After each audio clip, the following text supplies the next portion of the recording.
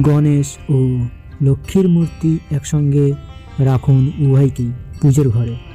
দীপাবলি এবং অক্ষয় তৃতীয়ার মতো বিশেষ শুভ সময়ের উভয় দেবতাকে একসঙ্গে পূজা করা হয়।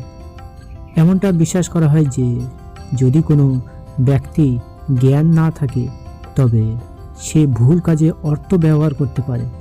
তাই গণেশ ও লক্ষ্মীকে পুজোর স্থানে একসঙ্গে পাশাপাশি রাখা হয়। লক্ষ্মী গণেশের স্ত্রী নন, তাই তাকে গণেশের বাম পাশে বসিয়ে দিলে আপনার আর্থিক অবস্থা খারাপ হতে শুরু করে, আর্থিক অনটন শুরু হয়। বাস্তবে গণেশ লক্ষ্মীর মূর্তিকে শুভর প্রতীক হিসাবে বিবেচনা করা হয়।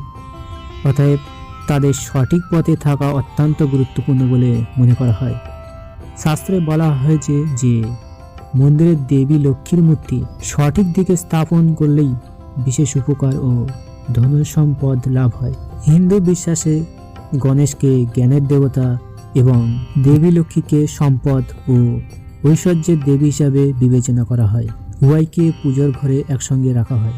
পৌরাণিক বিশ্বাস অনুসারে মন্দিরে গণেশ ও মা লক্ষ্মীর মূর্তির উত্তর দিকে রাখতে হবে। এই বিশ্বাসের পিছনে একটি কিংবদন্তিও রয়েছে। এই অনুসারে একবার শিব ক্রুদ্ধ হয়ে গণেশের মস্তক দেহ থেকে বিচ্ছিন্ন করেন। তারপর যখন তিনি জানতে পারলেন যে সেই তার নিজের ছেলে, তখন তিনি তার দূতদের উত্তর দিকে পাঠিয়ে বলেন যে এই দিকে প্রথম যাকে পাওয়া যাবে তার কেবল মস্তকটি নিয়ে আসুন। শিবের নির্দেশে তার দূত ঐরাবতের মস্তক নিয়ে এসেছিলেন। উত্তর দিকে প্রথম গোষ্ঠী পাওয়া যায় বলে গণেশ পালনের জন্য উত্তর দিককে সবচেয়ে শুভ বলে মনে করা হয়। এমনটাও ভুলেও কখনো করবেন না। অনেক সময় এমন হয় যে অনেকে অজ্ঞতাবশত লক্ষ্মীর মূর্তি গণেশের বাম পাশে রাখে। এমনটা করা হলে বাড়ির আর্থিক অবস্থার উপর বিরূপ প্রভাব ফেলে। আসলে পুরুষদের বাম দিকে তাদের স্ত্রীরা উপবিষ্ট।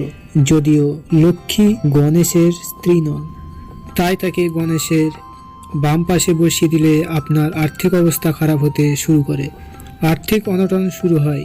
তাই মনে রাখবেন, দেবী লক্ষ্মীর মূর্তি গণেশের ডান দিকে রাখতে হবে।